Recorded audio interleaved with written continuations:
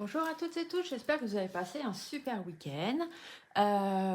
Comme vous voyez, j'ai repris mes 3 oracles. Donc la semaine dernière, on a fait les tirages avec l'oracle de la forêt de Gaïa. Et ben, je me suis dit que ce serait bien finalement de faire un triptyque et de vous montrer les trois.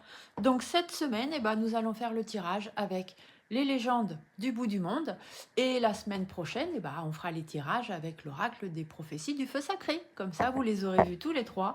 Et s'il y a un oracle qui vous plaît, vous pourrez vous faire plaisir, tout simplement. Et si c'est un des oracles que vous avez chez vous et que vous ne savez pas forcément bien utiliser, n'hésitez pas à m'appeler pour soit faire partie d'un atelier cartomancie que je fais au cabinet, soit faire un atelier en individuel, hein, simplement vous et moi, au cabinet ou en visio si vous êtes loin.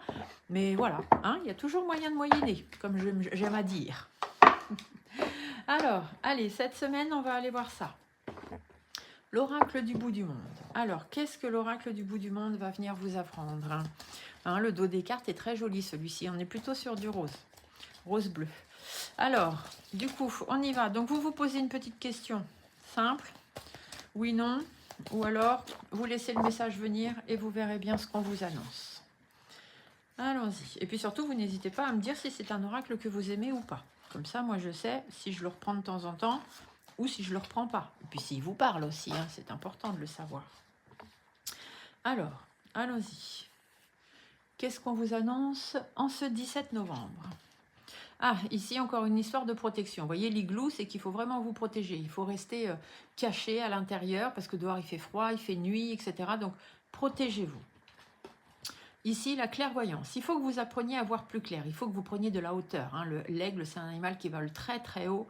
Il faut que vous appreniez à avoir de la hauteur parce que vous voyez là, les vagues, tout ça, on voit que c'est un petit peu houleux, c'est un petit peu compliqué en ce moment. Faites preuve de clairvoyance.